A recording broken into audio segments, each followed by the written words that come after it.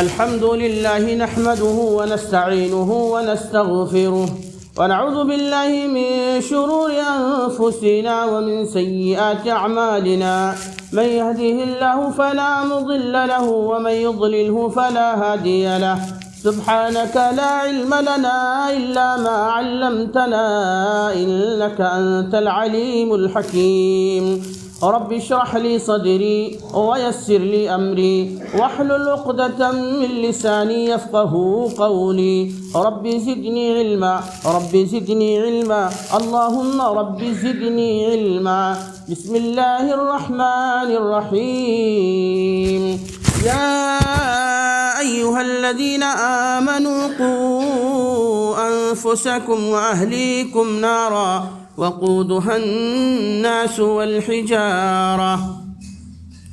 خرد کو غلامی سے آزاد کر، خرد کو غلامی سے آزاد کر، جوانوں کو پیروں کا استاد کر۔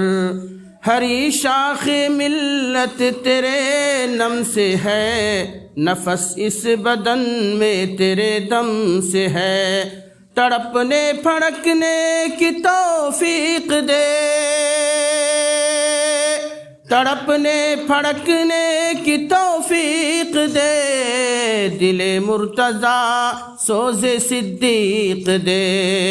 جگر سے وہی تیر پھر پار کر، جگر سے وہی تیر پھر پار کر، تمنا کو سینوں میں بیدار کر۔ تیرے آسمانوں کے تاروں کی خیر، زمینوں کے شب زندہ داروں کی خیر، جوانوں کو سوزے جگر بخش دے، جوانوں کو سوزے جگر بخش دے۔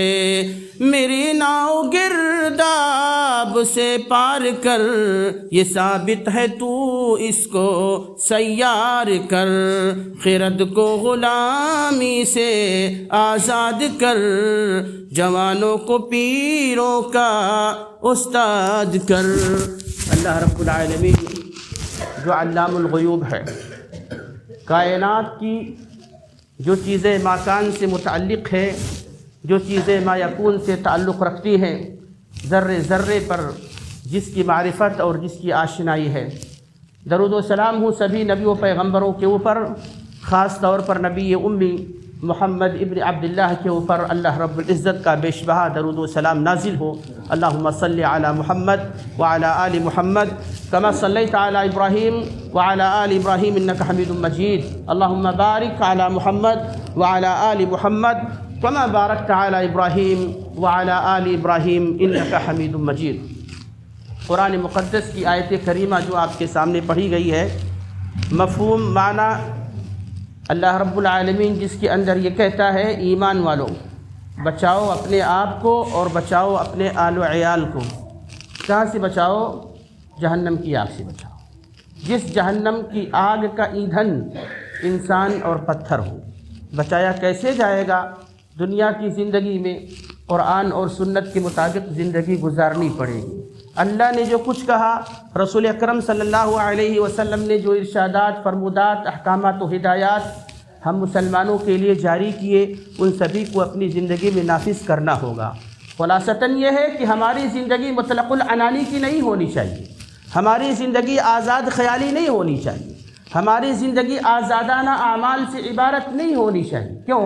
اس لیے کہ مسلم جب کہا تو معنی یہ ہوا کہ اپنے آپ کو اللہ اور اس کے رسول کے آگے سرنڈر کر دینے والا۔ اللہ اور اس کے رسول، جس کو دوسری عبارتوں میں ہم کہتے ہیں شریعت، شریعت کے مطابق زندگی گزارنی ہوگی، شریعت کے مطابق چلنا ہوگا، اسلام کے تقاضوں کے مطابق عمل کرنا ہوگا، تبھی جا کر کے ہم سوچ سکتے ہیں کہ ہمیں کامیابی کی ڈگر پر زندگی گزارنی آسان ہو جائے گی۔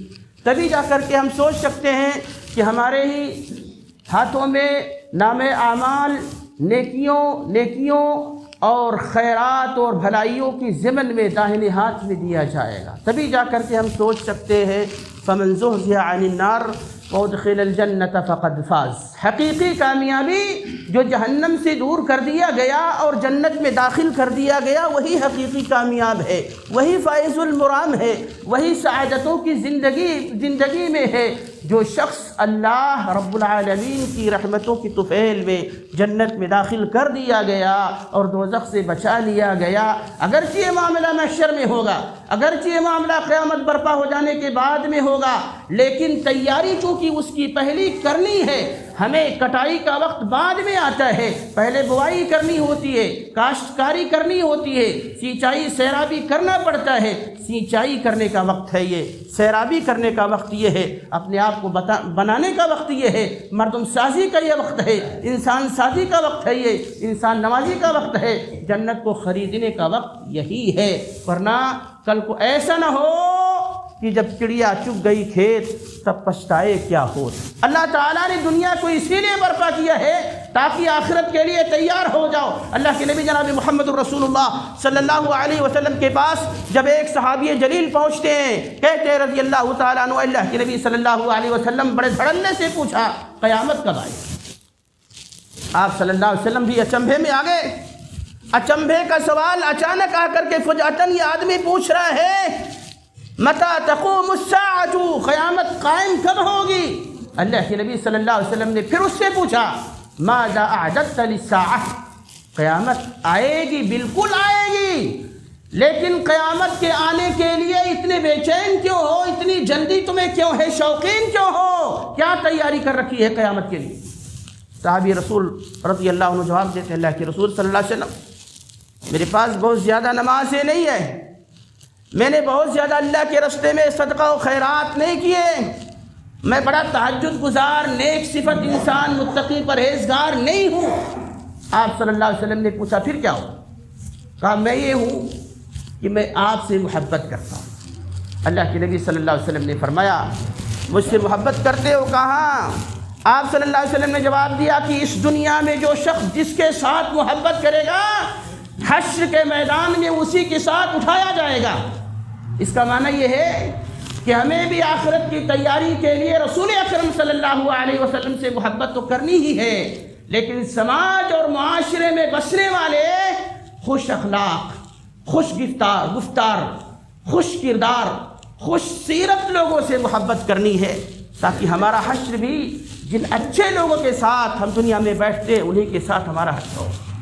ہم بھی چاہتے ہیں، اللہ کے نبی صلی اللہ علیہ وسلم کو ہم نے اپنی آنکھوں سے نہیں دیکھا، خواب میں نبی اکرم صلی اللہ علیہ وسلم نظر آ سکتے ہیں پرہیزگار آدمی کے خواب میں، ہر کسی ایرے غیرے کے خواب میں نہیں کہ گندگی میں لطپت ہے، نماز سے کوسوں دور ہے، شریعت سے اس کا کوئی رشتہ نہیں ہے، گندے خواب شیطانی دیکھتا ہے، پھر وہ کہتا ہے لوگوں میں بیان کرتا پھرتا ہے آج میں نے فرشتہ دیکھا، آج میری ملاقات جبریل امین سے ہوگی۔ بتاؤ جبریل امین جن کا نام وحی لانے کا ہے، انبیاء کرام کا سلسلہ ختم ہو جانے کے بعد جبریل کے آنے کا سلسلہ بھی ختم ہو چکا ہے سوائے شب قدر کے، اور وہ کہتا ہے میں نے خواب میں جبریل امین کو دیکھا ہے۔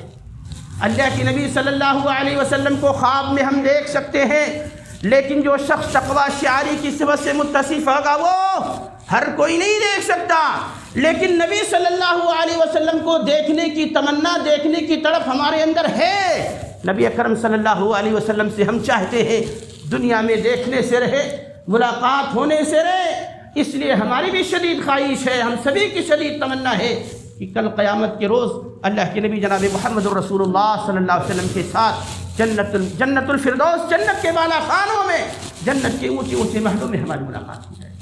صحابی آتے ہیں کہتے ہیں اللہ کے نبی صلی اللہ علیہ وسلم جب ہم آپ کے پاس رہتے ہیں، آپ کے دروس و محاضرات، لیکچرز و بیانات سنتے ہیں، آپ ہمیں جنت جہنم کا خوف دلاتے ہیں، جنت کا شوق دلاتے ہیں، تب تو ایسا لگتا ہے کہ دنیا اور دنیا کے اندر پائی جانے والی ساری چیزیں ہم بھول گئے، کچھ نہیں یاد رہتا ہے۔ لیکن جب ہم گھر واپس چلے جاتے ہیں، اپنے اہل و عیال میں، زندگی کی دنیاوی مصروفیات میں مشغول ہو جاتے ہیں، تو اللہ کے نبی صلی اللہ علیہ وسلم ہم آپ کو بھی بھول جاتے ہیں۔ اے اللہ کے نبی صلی اللہ علیہ وسلم جنت میں آپ کے ساتھ رہنا چاہتا ہوں۔ ایک صحابی سوال کرتے ہیں، اللہ کے نبی صلی اللہ علیہ وسلم ان سے کہتے ہیں کہ تم نے میری خدمت کی، وضو کے برتن کا پانی لا کے حاضر کیا، مانگنا چاہتے ہو کچھ مانگو۔ صحابی کہتے ہیں کمسن ہے اللہ کے نبی صلی اللہ علیہ وسلم کچھ نہیں مانگنا چاہتا ہوں، ہاں ایک چیز مانگتا ہوں، جنت میں آپ کی رفاقت چاہیے، جنت میں آپ کے ساتھ رہنا چاہتا ہوں جیسے دنیا میں ہوں۔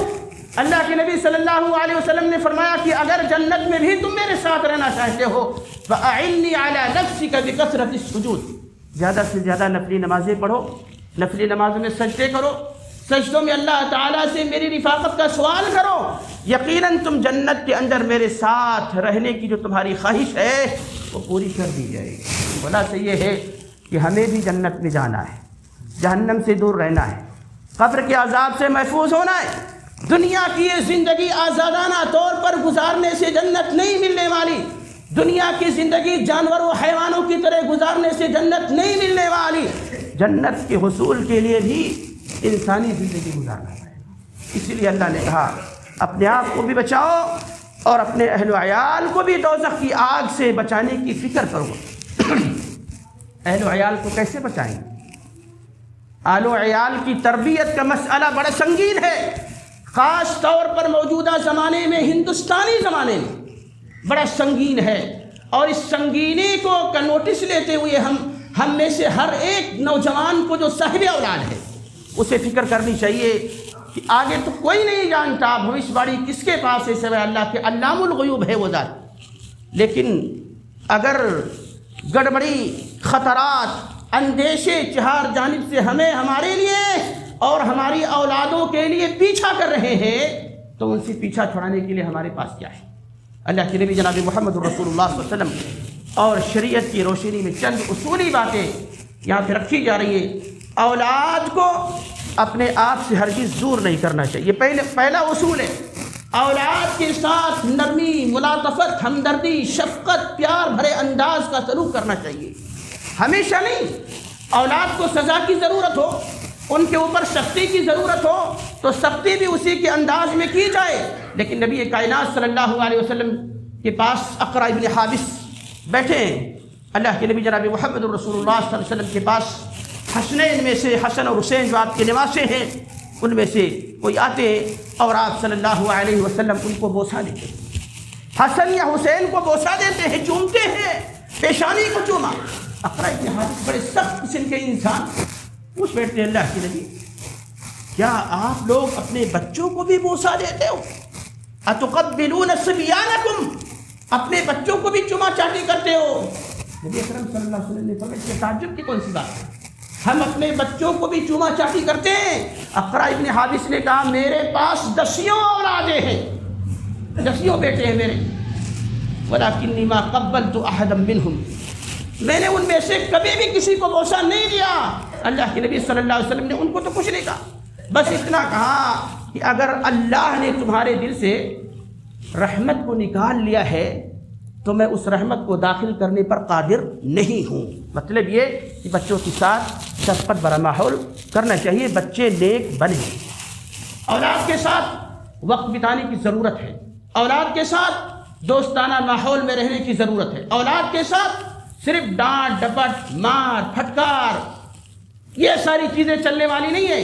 اللہ کے نبی جناب محمد رسول اللہ صلی اللہ علیہ وسلم خود اس کے لیے عملی نمونہ ہے۔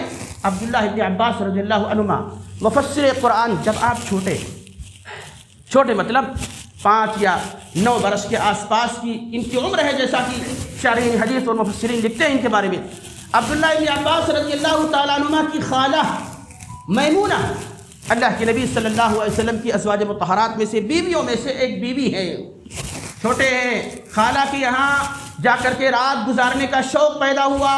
عبداللہ ابن عباس رضی اللہ تعالیٰ عنہ اپنی خالہ میمونہ کے یہاں گئے، ٹھیک ہے، کھایا پیا، سب سو گئے، بستر پر چلے گئے، یہ بھی سو گئے۔ کہتے ہیں لیکن میں اندر سے جاگ رہا تھا، صرف سونے کی کیفیت بنایا ہوا تھا، میں نے دیکھا کہ ہمارے حبیب کائنات کے امام، ہمارے خالو محمد الرسول اللہ صلی اللہ علیہ وسلم رات کو بیدار ہوئی، اٹھے، آپ نے وضو کیا، وضو کرنے کے بعد نبی اکرم صلی اللہ علیہ وسلم جائے نماز پر نماز ادا کرنے کے لیے کھڑے ہوئے۔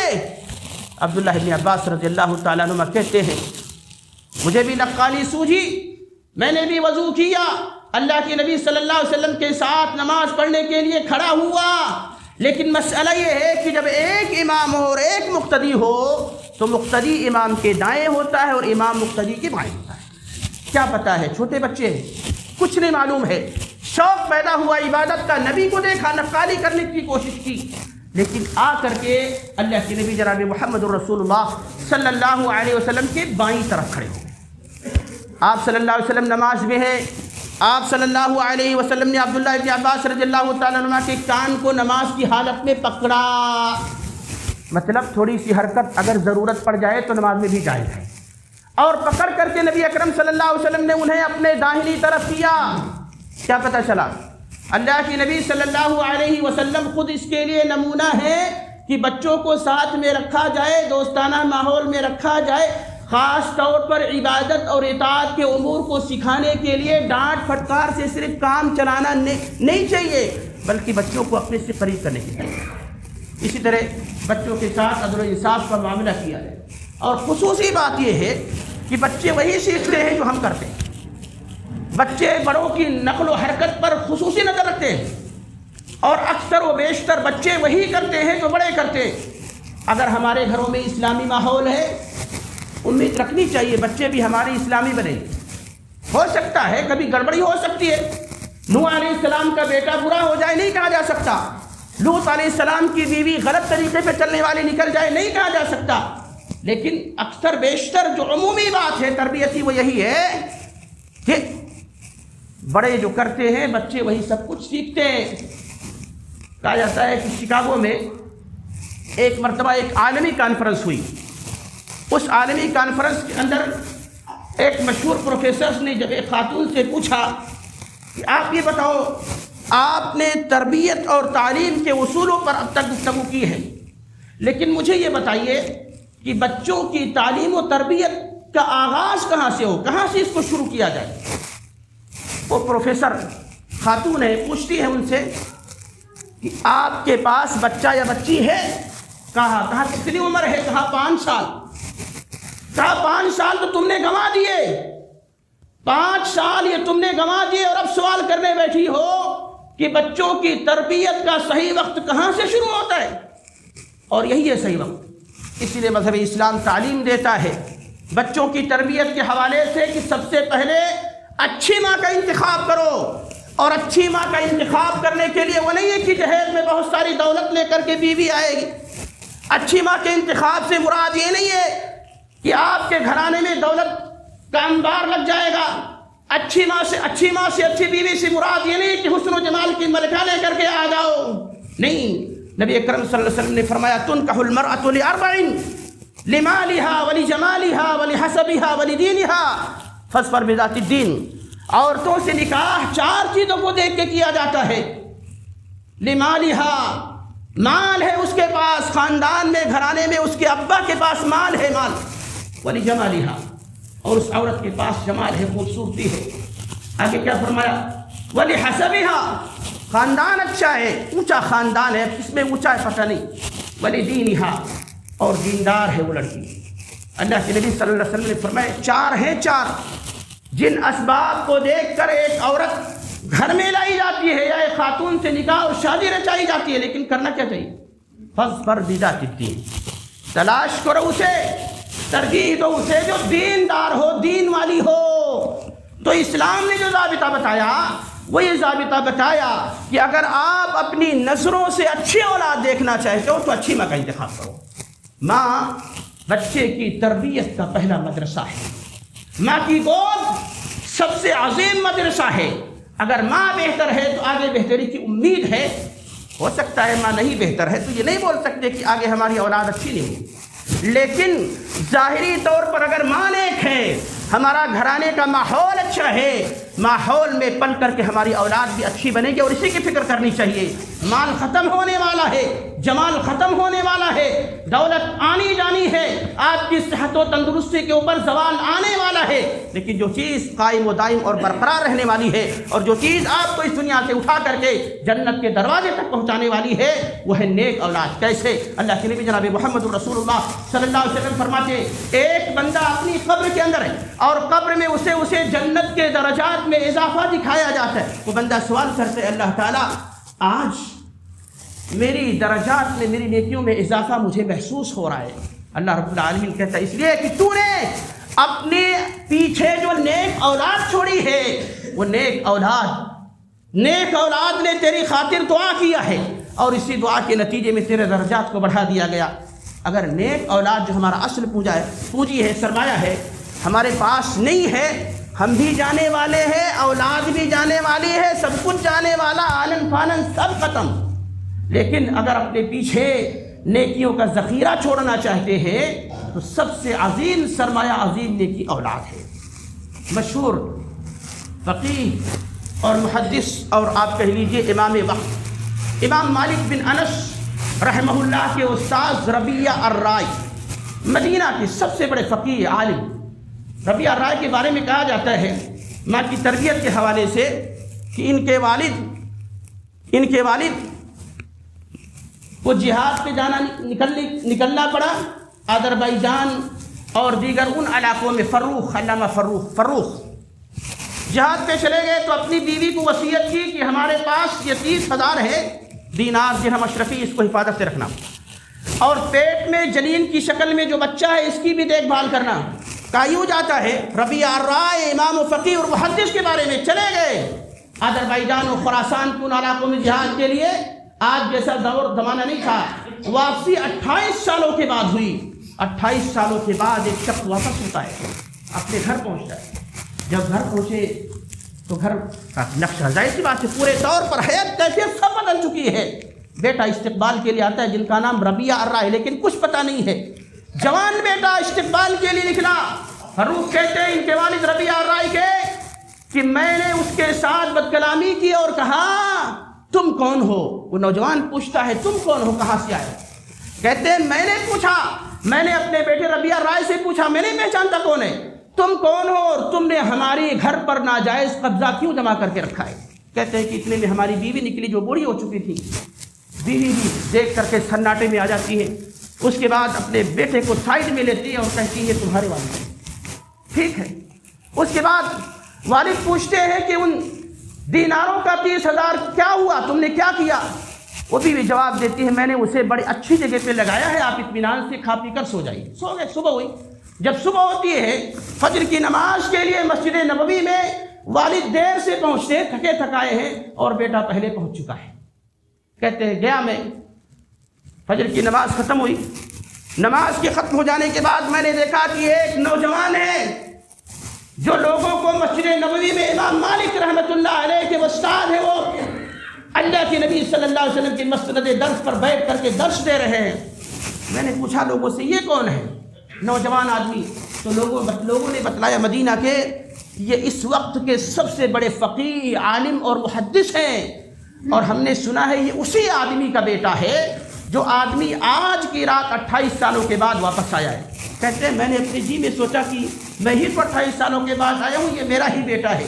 اس کے بعد کہتے ہیں ان کے والد میں اپنے گھر گیا اور اپنی بیوی کو میں کیا بشارت سناتا، میں نے اپنی بیوی کو بشارت و خوشخبری سنائی، میری آنکھوں میں خوشی کے آنسو، بیوی کی آنکھوں میں خوشی کے آنسو، اور کہا مجھے پتہ چل گیا 30,000 تم نے کہاں پہ لگایا؟ بیوی جواب دیتی ہے یہ 30,000 تمہارا ہی بیٹا ہے، وہ علامہ ربیعہ الرائے جسے کہا جاتا ہے، فخر کے ساتھ علمی میدان میں جس کا نام لیا جاتا ہے۔ تو یہ کیا ہے؟ ایک ماں کی طرف ہے۔ اس لیے ماں کا انتخاب بہتر ہو، ماں سیرت اور کردار میں مثالی ہو، انشاءاللہ العزیز گھر بھی مثالی بنے گا۔ اللہ رب العالمین تو نے ہمارے کندھوں پر جو ذمہ داریاں اولاد کی تربیت کے تعلق سے ڈال رکھی ہیں ان میں کھڑے اور پورے طور پر صحیح ثابت ہونے کی توفیق عطا فرما۔ الہ العالمین کتاب و سنت کے اوپر مضبوطی سے قائم دائم رہنے کی توفیق عطا فرما، اور کتاب و سنت کا پرچار، اس کی اشاعت، جو خالص کتاب و سنت ہے، جو منہج کتاب و سنت ہے، جو صرف اور صرف کتاب و سنت ہے، اسی کا پرچار اور پرسار کرنے کی ہم سبھی کو توفیق عطا فرما۔ آمین وآخر دعوانا الحمدللہ رب العالمین۔ ان اللہ وملائکتہ یصلون علی النبی یا ایھا الذین آمنوا صلوا علیہ وسلموا تسلیما۔